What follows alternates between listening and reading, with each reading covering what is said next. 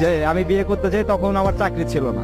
তখন ওর মা বাবা ডিরেক্ট বলে যে না, বিয়ে দিতে পারবো না। তখন ও সবার সামনে একটা কথা বলছিল, আমার এখনো পরিপূর্ণভাবে মনে আছে, আমি ওর সাথে চলে যাবো। ও আমাকে যদি রাস্তায় নিয়ে রাখে তাতেও আমি থাকবো। তোমাদের যদি ভালো লাগে তোমরা আমাকে দিতে পারো, আর যদি না দাও আমি নিজে চলে যাবো, আমাকে আটকাতে পারবা না। তো তখন কথাটা শুই না, মানে এতটা ভালো লাগছিল আমার, আমি আসলে বলে বোঝাতে পারবো না যে এত ভালোবাসতে পারে কেউ।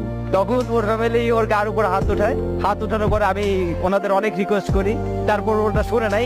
ও তখন আমার হাতটা ধরে সবার সামনে বলতেছে চল। সবাই বলছে না যে তুমি কিছু করতে পারবা না, আমি সবার একদিন দেখাই দেবো যে তুমি কিছু করতে পারবা, তুমিই পারবা, তোমার দ্বারা সবকিছুই সম্ভব, আমি সেটা প্রমাণ করাই দেবো।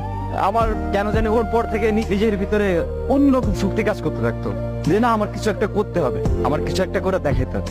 আমার ফ্যামিলি অবশ্য আমাদের দুজনকে মেনে নিছিল, অনেক ভালোবাসে আমাদের দুজনকেই। তো আমরা ভালোভাবে চলতেছে সবকিছু। আমার ওই যে জেদটা, যে আমার